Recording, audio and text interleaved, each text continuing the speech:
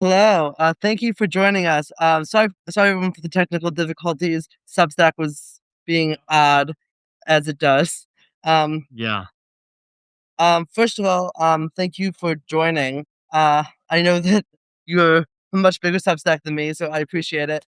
Um, would you mind telling my audience, and obviously the other members of your audience are here too, uh, who you are kind of and why you started your Substack and what you do with the Siren and everything else you do? Yeah. My name is Micah. I'm a law student. I do a lot of things, honestly. Sometimes it's hard for me to keep track. I have a consulting group for different Democratic creators and politicians. I'm currently helping Adam Mockler prepare for his debates on CNN, Jubilee. They happen all the time. I also have my He's own great. I content love him. platforms. Right. He's fantastic. I've been writing on Substack for 5 or 6 years, right when the platform started. I've been making YouTube videos, make them every single day. And I'm trying to do everything I possibly can to help the good guys win in our politics and make the bad guys lose. And that means I want the Democrats to win and the Republicans to lose. And so, in all possible facets, I'm kind of working on firing on all cylinders to do the best I can for our movement. Yeah, that sounds amazing because I think that one thing that if there was one major message of 2024 was Democrats were not only behind, they didn't even start the race to like actually meet voters where they are, which is online, and they were still doing ads on like television, which is important, but you also have to do stuff like this and reach people on social media and YouTube and Trump kind of was able to do lie a lot, lie a lot, and kind of lie about how he was going to do this and this for like bringing down the prices of gas and what we Right. see in the war in Iran. He's skyrocketing everything and broken every promise. So, what made you choose Substack specifically rather than, or like, and what made you want to speak out so publicly? And why do you think you've risen to like, wow, 79,000 plus subscribers? That's a lot. Um, Yeah. I crossed a milestone recently, which is 300,000 followers across platforms. wow. It's interesting. I don't know. I've been working on posting Twitter short form stuff for a long time. Been doing that for 3 years.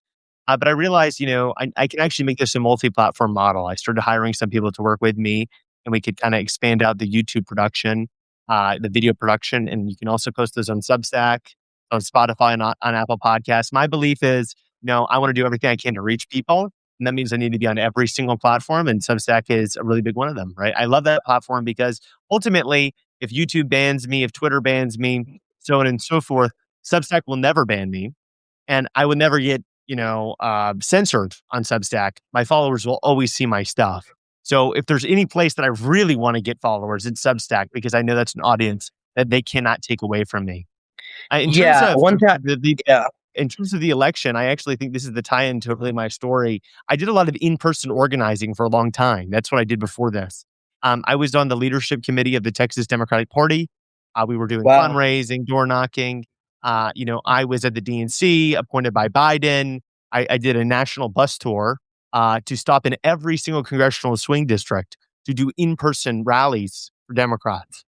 And at the end of the day, at the end of this entire process, on the election night, I was thinking, I was like, man, Trump was dominating us on social media. Like, I'm really worried about this. I noticed people, even at my university, black women were watching Charlie Kirk clips. And that's the kind of thing I was like, okay, this is not good. This is not good. And so, whenever the election results came in, the day after, I started going hog wild on social media, talking about how our biggest issue was reaching people with our message. It wasn't the message, it was how many people heard it because of social media. And that's how I became one of the co founders of Chorus, which is the biggest program that exists to fund new liberal creators. We've raised $8 million in our first year, and we're still going strong right now.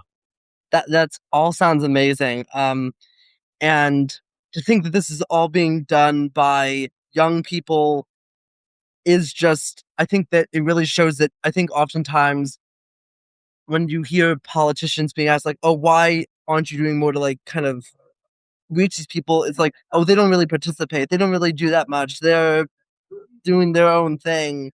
But like, there's a lot of young people out there at my college, people like you, doing the work to like not only both just individually, but also organize protests at their college, or starting major fundraising groups, or starting a Substack, which is why I started back in October, and just kind of was like, I was like, oh, I'm gonna do this as a hobby because my parents are sick and tired of hearing me talk about politics nonstop. So maybe I just start talking to everyone else about politics, and hopefully I can make a change. And 6 months in, I'm 4,000 subscribers strong. So Yeah, 4,000 um, is not a small amount. It's not a small amount, especially you just how valuable Substack, I think followers and subscribers are. It's much more valuable yeah, than other platforms. On YouTube, I have like 45,000, but I'd say that the viewership differential between the two is not as much as you would imagine it'd be. I think like yeah, each one of those Substack followers has gone a lot further than each one of those YouTube subscribers. yeah. I think that what I like about Substack is that it really um focuses on both short form and long form content, but especially for long form content, I feel like other algorithms on other social media kind of punishes the longer you go or the more nuance you add to a conversation. Right, It's right, not productive in terms of right. promoting the algorithm. Here, it's the exact opposite, I think, in my experience, and I really do appreciate that because I think that's better for our politics. We oftentimes lack nuance. I wanted to get your thoughts on a story that broke, I guess, today, yesterday, in the last 24 or 48 hours in a major governor race. We saw those major allegations of sexual assault and sexual harassment by Eric Swalwell against um, staffers and people around him. And there's been calls from Hakeem Jeffries, Pelosi to Adam Schiff, and many more calling on him to drop out. Some even calling on him to resign. Do you think that calling on him to drop out or resign is the right move at this point, Uh, or do you think we should wait longer? No, I think we absolutely should. I mean, whenever you have like 14 allegations against you, I'm going to start saying, maybe you don't believe all women, but you have to believe at least a Well, few, at least right? one. I mean, Yeah, I think. at least one woman. And we already have videos that have been released of him with at least allegedly prostitutes. Certainly, they were not his wife, the women that he was with, and the Yes. videos show him being.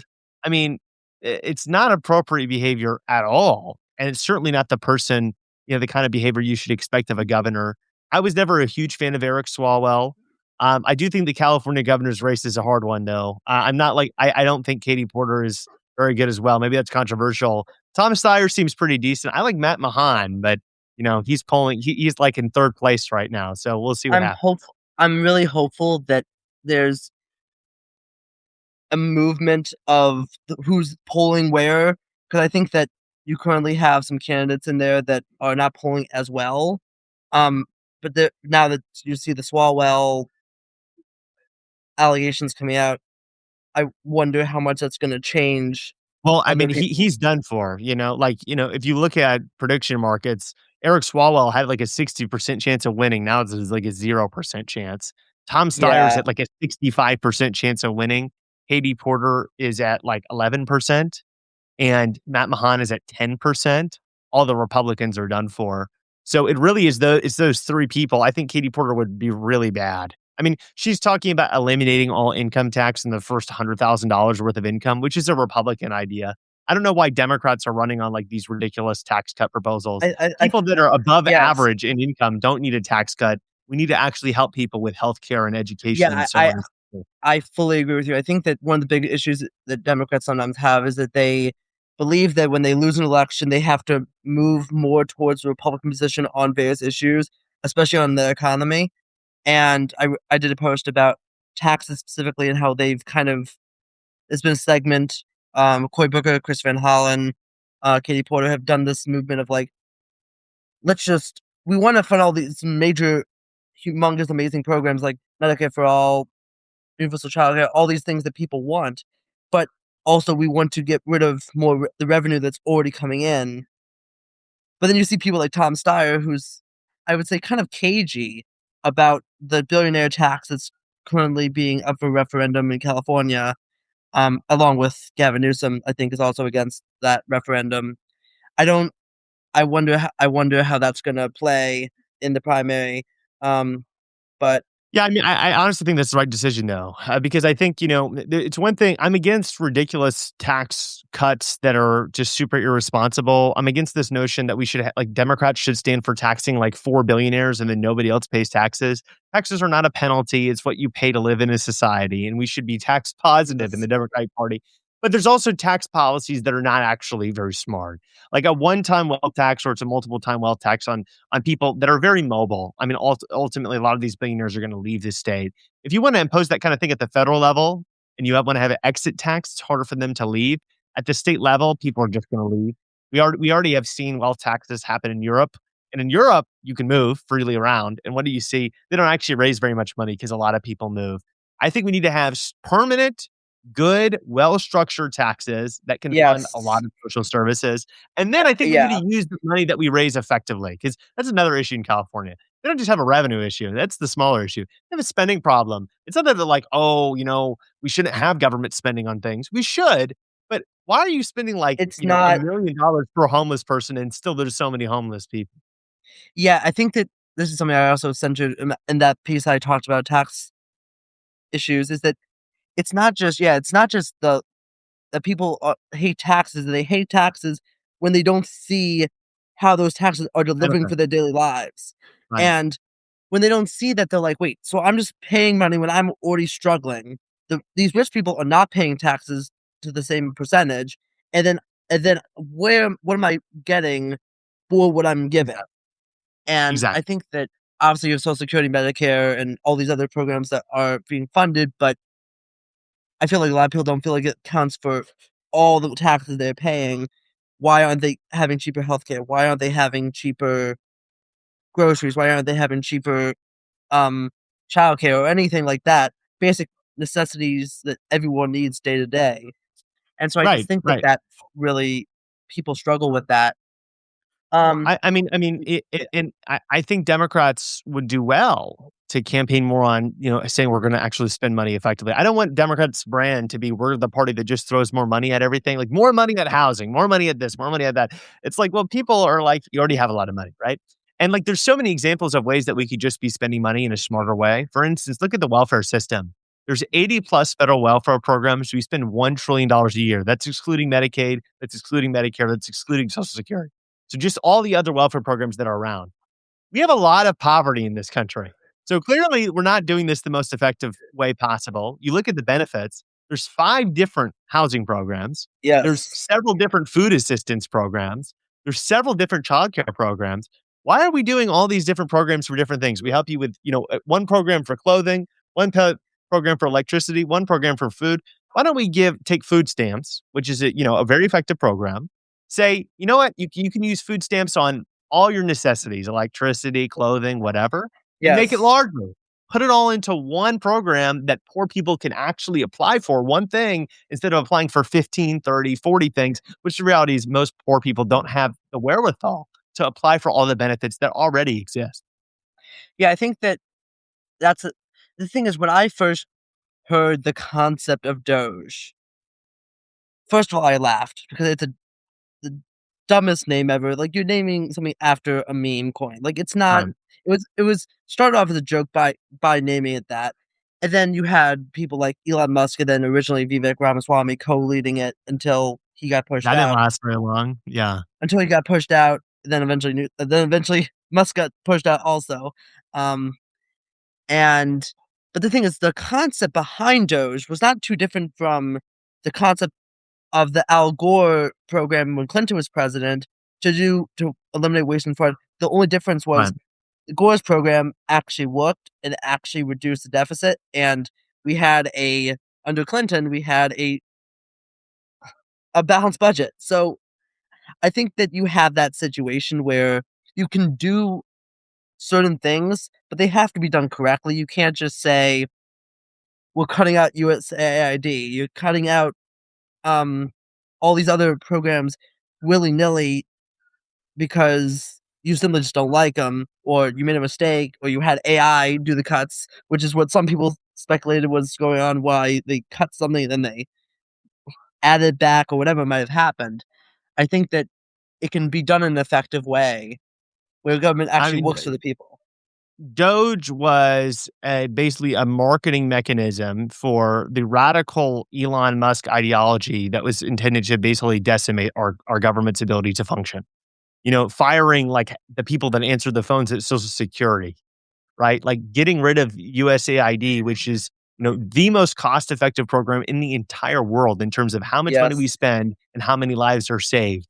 I mean, this is the kind of stuff they were doing. They were cutting medical research and calling that efficiency savings. It wasn't about efficiency at all. I mean, it was just they just don't want the government to work, because if the government works, then people might start questioning the power that people like Elon Musk has, which just so happens to be the richest guy in the world. No wonder he's so scared of a competent government, right? So I Yeah. think Democrats, it, just because Republicans lie about their care for efficiency doesn't mean Democrats shouldn't care about efficiency. We should all care about efficiency. And I think there's just so Yeah. many examples of where the Democratic agenda could be implementing these ideas. One is streamlining how welfare works, not cutting it, just making it work better for the poor people that we're trying to help. Another thing is Yeah. the tax code. People talk about raising taxes, wealth taxes, so on and so forth. Nobody talks about the fact that if you just look at all the holes in the tax code, the deductions, the credits, the Oh my exemptions, God. it adds up Yes. to You can, $2.1 trillion. You could get rid of the entire deficit and pay for free college with just the holes in the tax code. Why don't we ever run on, fixing that problem? well, I think that's partially because a lot of our party's donors benefit by those same codes, those same holes in the code. And I think sometimes you see a lot of Democrats promote an idea, and then when it comes down to like, I understand the California. I think that doing it on a statewide level can lead to that. Leaving people leaving the state, like you saw that that's kind of happened in New York, or at least what Hochul is trying to fight in New York, trying to avoid people leaving the state. Um, Right. I will point out that a lot of these billionaires threatened to leave New York when Mamdani got elected, and none of them have left, and they've actually invested more in the city since he's been there.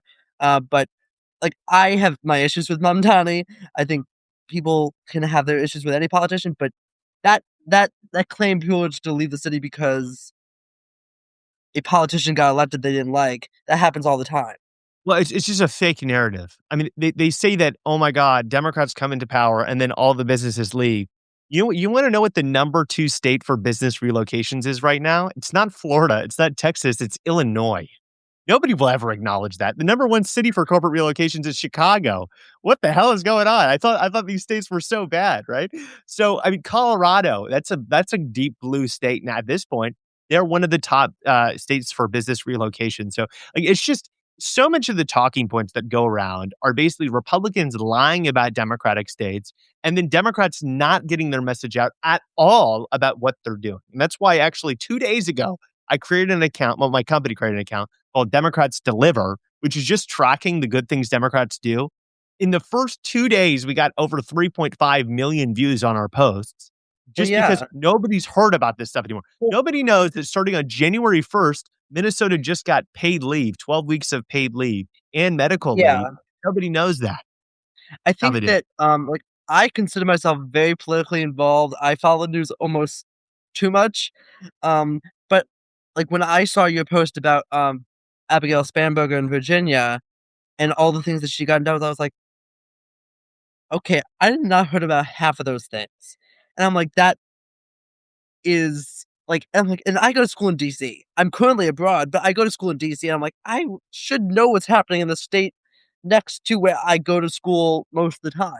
But it's Fine. really there's not an effort. Like, sure, the DNC's, social media, does the average person follow the DNC's page on social media?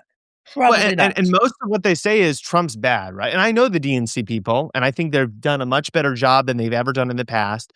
But most Agree. Democratic messaging is either Republicans are bad, or they talk about what they've done in the most generic way ever, where nobody believes it. Like So we've boring. invested in affordable housing.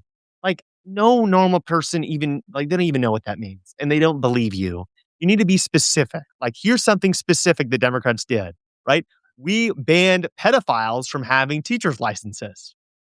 Obviously, because of course. So why the hell should a registered sex offender have a teacher's license. That's a kind of like Why should a ped tangible why laws should a that we pedophile pass all the at the time. at the same time, why should a pedophile be president of the United States? I think That's a good question as well. Maybe we should ban them from being president. I would support that law, but I think Republicans would consider that partisan lawfare if we ever try to enact that statute. um I think that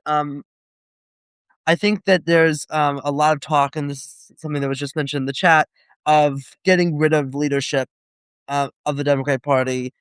I've personally been a huge fan of the DNC chair, Ken Martin. I think he had a really deep hole to dig the party out of, a massive debt from the Kamala Harris campaign, and a really poor structure that was left to him for decades of just bad messaging. And he's really tried to expand state parties and local parties and all this stuff.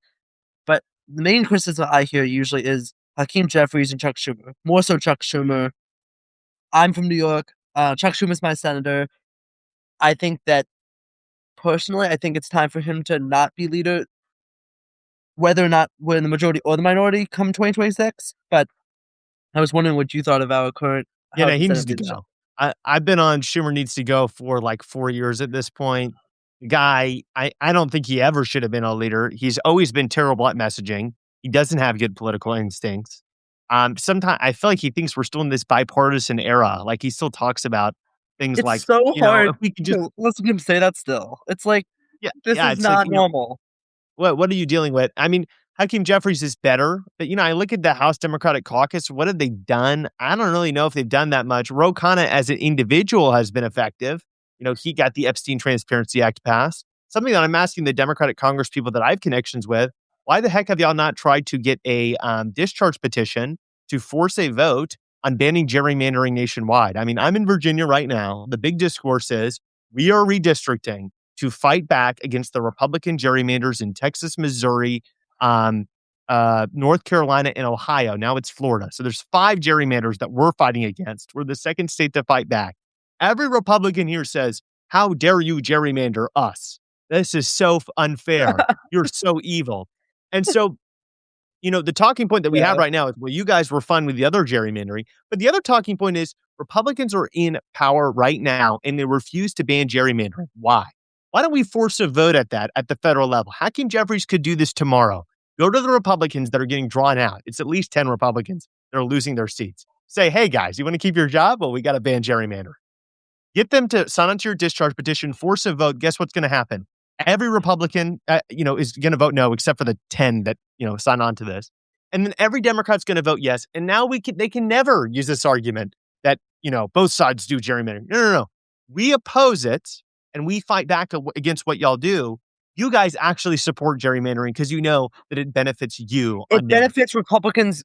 We'll see what happens in 2026. I think that there's a very good chance, especially in Texas, that their gerrymander will turn into what I've heard described as a dummy mander, where at least 3 of the 5 seats that they gerrymandered actually go to Democrats, because they based it on 2024 Hispanic turnout, and we've seen Hispanics turn overwhelmingly back. Right. They're not necessarily for the Democratic Party, because I think that's a one mistake the Democrats might be making right now, is they're assuming, oh, everyone hates Trump. Democrats are probably going to do really well in the midterms. That means they like us again. We don't have to make major changes of our party structure. Well, Yeah. it's right now we are in a anti-Trump, anti-Republicans moment because of everything they've been doing, whether it be Epstein, the various wars of choice, and any other things that might be happening, tariffs, economy, all that stuff. But it's Democrats are still polling under Trump. It's just, Right.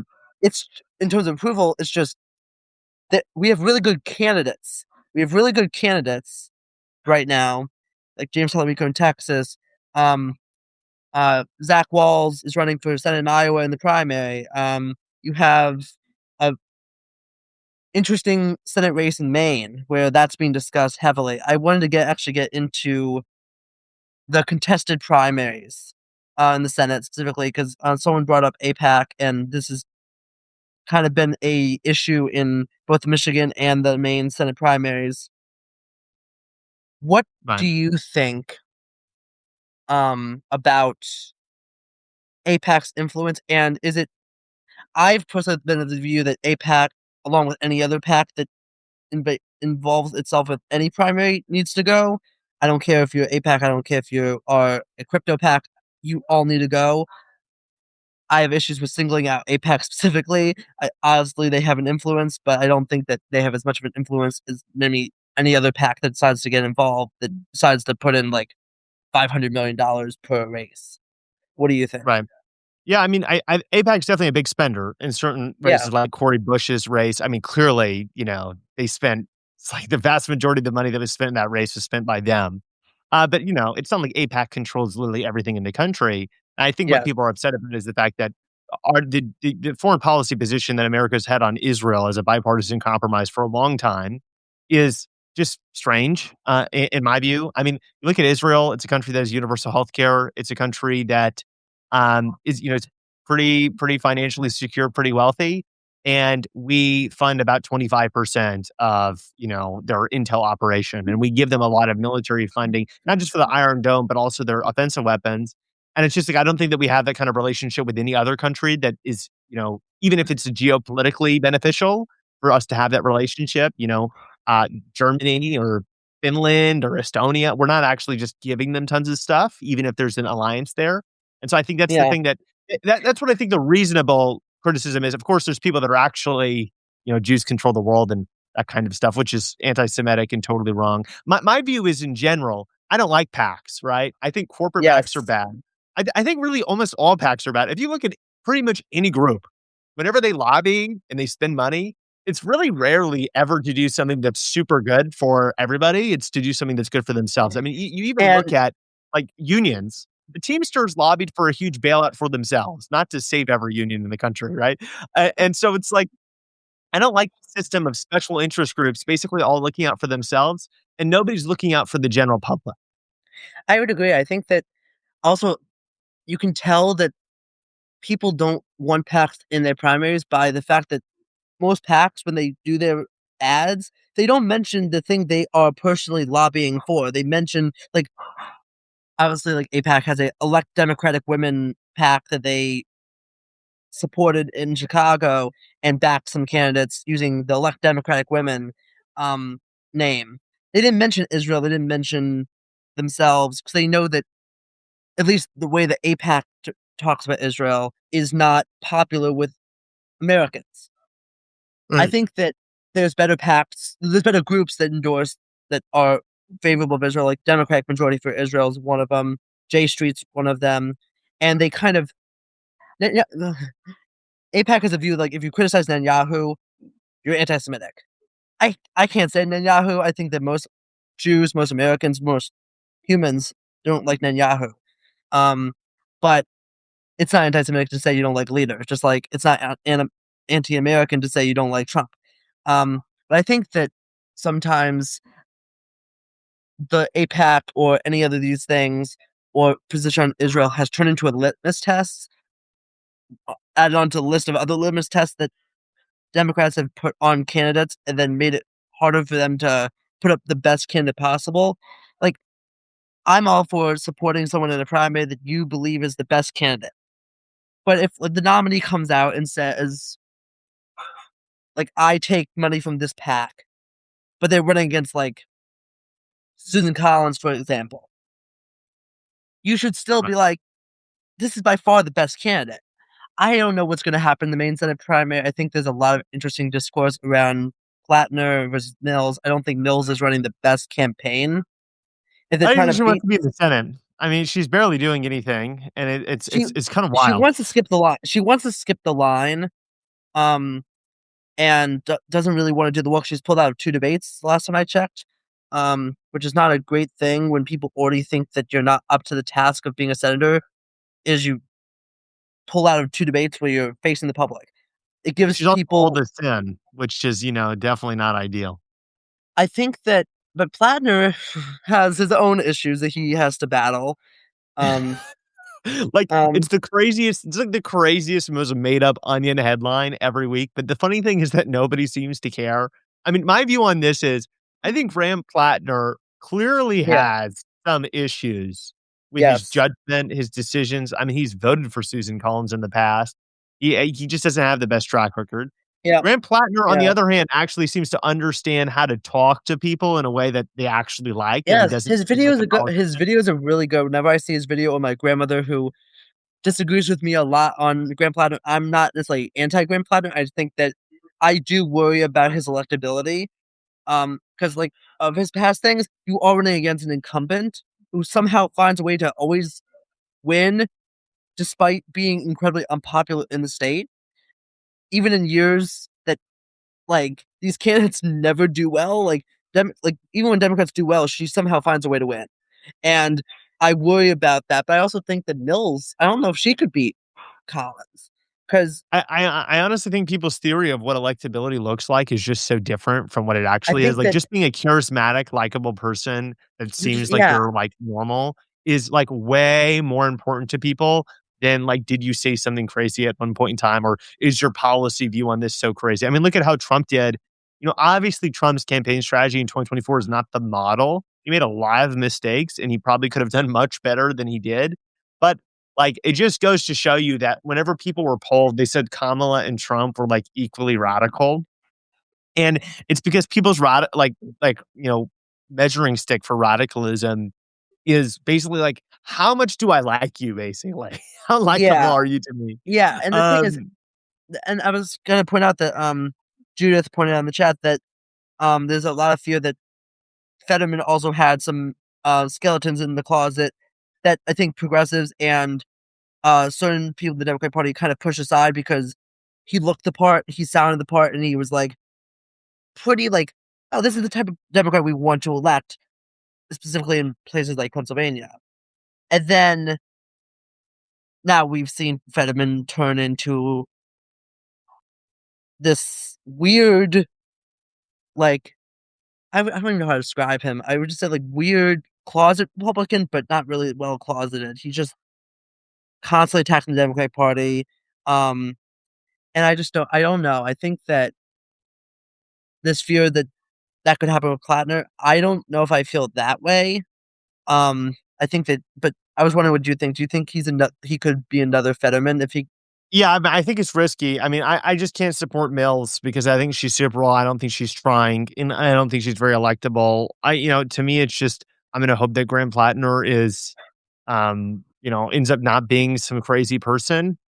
Yeah, I I guess think that that's really the only choice we have. We have somebody who doesn't really wanna run and is old as sin and is very boring, or we have somebody who's pretty good on his face, but he seems to have some judgment issues. the I mean, my other the issue thing with is Graham Plattner, and this is the one that I have more of an issue with.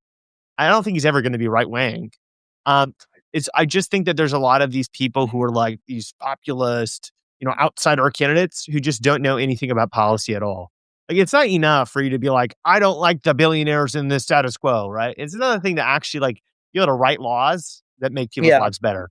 Because you could try to do a good thing, and if you just do the very good thing in a very stupid way, you could get very bad results. And I can give you an For example. example, if you I was gonna say if you look at Obamacare, it was a great policy, I think that it could but I think the rollout, one of the biggest issues that led to the 2010 and 2012 and 2014 bad years for Democrats besides the presidential election, specifically 2010, 2014, was people were angry with how Obamacare was rolled out. Not because it was a bad policy. Now it's incredibly popular because it's settled in and people have gotten to know it as a good policy that makes things better for them and more affordable. But at the time, the rollout did not go great. The website had issues when it first went up. It crashed. All these other issues. I think you have to make very sure that the implementation and the execution are just as perfect as the policy is. And I think but what were you gonna say? Yeah, I mean, I was gonna say, like, an example that I think of is paid leave programs because I've been thinking about these a lot. If you have a paid leave program that's a regulatory mandate, basically you tell every business that you have to provide paid leave. You get this issue where a lot of businesses don't want to hire young women because they know that they're very likely to use that paid leave. So you actually get discrimination.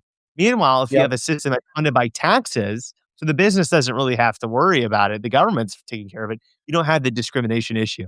And so it's like, just executing the same policy in different ways can lead to very different results.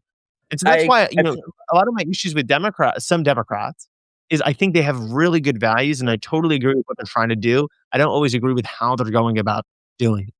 Yeah, so my main thing with Plattner is I think that again, I like a lot of his policies. I think that his biggest issue, and I think this has been something that's come up in the Michigan Senate primary, is he has gone on several podcasts that, let's just say, they veer into conspiracy theories. And those conspiracy theories tend to, like, one of them I think has this theory that Israel was behind Charlie Cook being murdered, which I think most people can acknowledge is a out there theory. But I think that, and also, of course, he's associated with another issue that's been in the news a lot is the Hassan Piker. Do you associate with him? Do you avoid him? Do you just ignore him? And I am kind of in the middle between moving away from him and ignoring him because I think that he has a lot of out there controversial statements that are very violent and very controversial. 9/11, we deserve 9/11, all these other comments. But I think that he, I don't know. I think that there's an issue with like, do you want to associate with him? If you do, what are you going to say on that? Like, if you go on his or go on his Twitch stream, do you debate him or do you kind of let him say what he's going to say and not really just kind of go on there? I think that I'm all for engaging with more people, even those that disagree with us, either on everything or on some things or on one thing. But I think how we go on those platforms and how we engage, I think, is the definitive marker in those conversations. I was wondering what you thought, because obviously this is a Gen Z streamer, and we're both Gen Z, and we all have very different views. Well, I prepared Adam to go on Hassan's show, actually. That was a lot of preparation, which was like a month ago or so, maybe a month and a half ago. So I had to confront this same situation. I think that Hassan derangement syndrome, which I'm seeing like CNN, Dana Bash did a whole segment on how much Hassan's the worst. I don't think it's appropriate. I think people make Hassan seem like he's a bigger cultural influence than he is. He's a streamer. He has a lot of influence on Reddit. Most people in this country don't know who he is. Yeah, I agree I with don't that. think that he's, like, the biggest influencer in the party. I don't even think it's No, close. So, do I approve everything Hassan has said? Absolutely not. I mean, he is a communist. As for like, if you asked him, "Are you a communist?" He'd say, "Yeah, he pretty would say that. much." Yeah, let's not. Um, you Yeah, know, that's. I it, mean, he's. and I'm not a communist. I'm definitely not that. I think a solution to the housing crisis is the government completely controls housing. And I have friends of mine that are socialists, and I enjoy talking to them. But I say, what do you think about your mayor? And they're like, well, my mayor sucks, right? Even if they're Democrats, like they're a really bad Democrat. Okay, do you want that mayor to control the housing? And they're like, okay, And of course not. I don't want that. that's the And thing. Yeah, and I'm just like, okay, well, I feel like a lot of people with Hassan's kind of ideology say the government's really bad right now. They're all bad, but whenever the government's way more powerful, there's gonna be, like, this magical class of, like, actually really good politicians who are gonna run everything in our interest. And I think that's just, like, it's way based on too you. optimistic. Yeah, I think that the thing is, if you give power, complete power, which is what people with that ideology is kind of suggesting, if you give them all power in the world, all of a sudden they'll be transformed into better people, Yeah. which Yeah, my view is I think the government should be bigger than it is in some ways, but I think that what we have to do is fix the institutions. Because you look at what the government's yes, doing all the time and it makes bad decisions. It's because the lobbyist class has so much control. It's because of the PACs. It's because, politicians can leave their job, become lobbyists. It's because of the stock trading. It's because of yeah, the voting system. I mean, look at the Republicans. The Republicans constantly vote for the least popular stuff ever, but why do they do it? It's because in these partisan primaries, they have to win their primary. And what does their primary require them to do? They need to take all the furthest right stances they possibly can take, right? They can never vote against Trump. I think that whole and system needs to go. I think It basically tells yeah, politicians they have to do extreme things that people don't want in order to win elections. and I think that you have that to a much more, I would say, not dangerous extent, but like I think it's way less dangerous. It's not even dangerous at all. It's just kind of like it doesn't always win us elections is Democrats also kind of have to because people that people that tend to vote in primaries tend to be more, at least in the current system, tend to be more of the very like strong Dem, strong Republican. They're not like the moderate centrist. Well, even not even centrist. I don't even like that term. I think that terminology is used. Yeah, I don't think moderate wins elections. I think mainstream wins elections, and mainstream is just where the people are at. And sometimes the people And are pretty radical. Like the people want healthcare to be radically different than it currently is. like the thing is, I believe there was like a 20 point like I think it was like 12% of people that voted for Trump in New York City voted for Mamdani. I Yeah, can't think of two very radically different people on so many different on either demographically or policy wise. It's just like this is a guy who enacted a Muslim ban, and obviously Mamdani's Muslim. So like it's the fact that you have 12% that voted for that within a matter of like a year is shows that people do not always vote right. in Yeah, that's a exactly, exactly. People vote for people they like. They don't have an ideology where they're like, "Well, I don't think we should have too high of tax hikes." And, I like some deregulation. Like, it's like, dude, people don't think about stuff like this, man. Like, their ideology is not that coherent.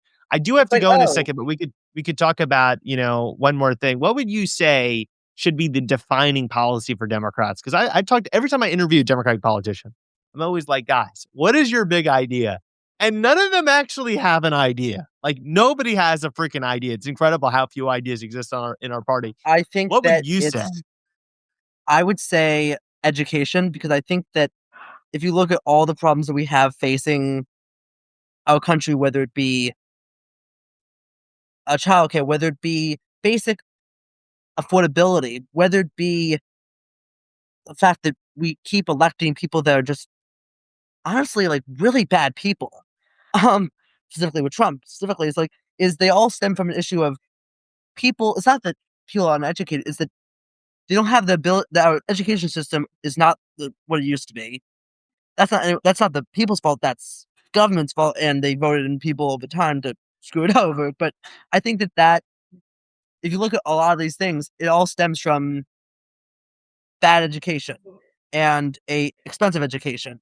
On top of that, is that people can't afford to do more than two. But both people usually have to work. Both parents have to work, which leads to them needing childcare, which then need them to need affordable childcare and all these other things. When typically, one parent usually wants to stay home with the kid on average, but they can't afford to, especially if they have more than one kid. My aunt and uncle have gave birth to twins a few years ago, and they said, and one of them's a works for the government, and others a reporter, and they make a decent amount of money, but they also like they're like I don't know how a person that is working a working class job can afford to even have one kid, like because you really can't. It's not really doable in America in its current format. So I think that that's the main issue. That I would say ties to everything. And one last question I had before we left. I'm sorry. Is 2028? Quick question. Who do you want? Like John Ossoff. John Ossoff? Ah, I'm lobbying his team. I'm telling him he's got to run. Now we have to win the governor's election in Georgia because that will allow the governor to appoint a replacement for him. yes. From my understanding, we have to have that kind of situation. And you have to But obviously I, have him win. And you have to have you know, Ossoff win re-election, which even Marshall Green said that he's going to win re-election. So yeah, Marshall I think Green, he's definitely going to win. But I look at the Democratic field. I'm not that impressed. I don't think people really understand politics that well. Even John Ossoff, I don't think his social media game is where it needs to be, but I know his social media people, and they're definitely trying, and they're open minded, and they're getting better. But people, they want a party that's, you need people who are credible outsiders and are anti-establishment and talk about things people care about and solutions that people understand. And I look at our field of people that could run. Josh Shapiro is not bad. He's not bad. I think that he's been a pretty pragmatic governor. Is he perfect? I don't really think so. I don't think he's the most charismatic messenger. I'm just going to be honest. John Ossoff, I yeah, think he's yeah. more charismatic. I think he also seems as more of an outsider. I mean, like a Southern Democrat. We've done this before with Clinton. I think it works. Kamala, oh my God, get out of here. Gavin, I think California is just too much of a mess for Gavin Newsom to be the candidate. I look at blue states, I hype up blue states all the time. But the truth is, California, for all the power Democrats have had for a long time, it should be It's way better as a state. Why is the biggest uh, affordability crisis in the country happening in one of our states? And then how can you ask for a promotion it, after you haven't fixed that problem yet? if we're talking about Democratic deliverance or failure to deliver, the poster child for a lack of delivering on high taxes and low results is literally California. And I think that Exactly. that applies to both Kamala Harris and Newsom, in my view. No Um, more, no more California politicians until y'all fix your state. Okay, listen, you want to run for president? Okay, just fix your state first. That's I as easy like as it is. my top person is also a Southern Democrat, but it's Indy Bashir. I really like him. I think that he's been able to really master. I think he needs to level up the charisma a little bit, but I think that I like that he's very down to earth. He also agrees that we just need to like kind of talk more like normal people. Um, He and went to my school. yeah, really So he went to UVA Law School. So nice. he's one of our big alumni. So we And love I Andy. love I love Pritzker. I love Pritzker. I don't know if he's could win it. I think there's a lot of anti-billion, like just like automatic anti-billionaire sentiment in the Democratic Party that no matter what, if you're a billionaire, no way you can't be the nominee. Um, but I like Pritzker. I think that he's done a good job of delivering. Obviously you mentioned earlier about the businesses flocking to Chicago. I think that is a good thing, and also he's not like pro billionaire. Well, he's not anti billionaire, but like he's not he supports taxing them at a federal level. He supports doing all these other things. But so I would say it's Bashir, Pritzker, and I like Westmore a lot. I just don't think he's gonna run. Right. But we have a Yeah. lot of great Again, candidates. I think I we do have to go now, yeah. unfortunately. Thank you Gotta for film a video joining. for I my really channel. Thank you guys for watching. Thank you for inviting me. It's been great connecting with you, and yes. I wish you all the best. Yes. Subscribe to both of us.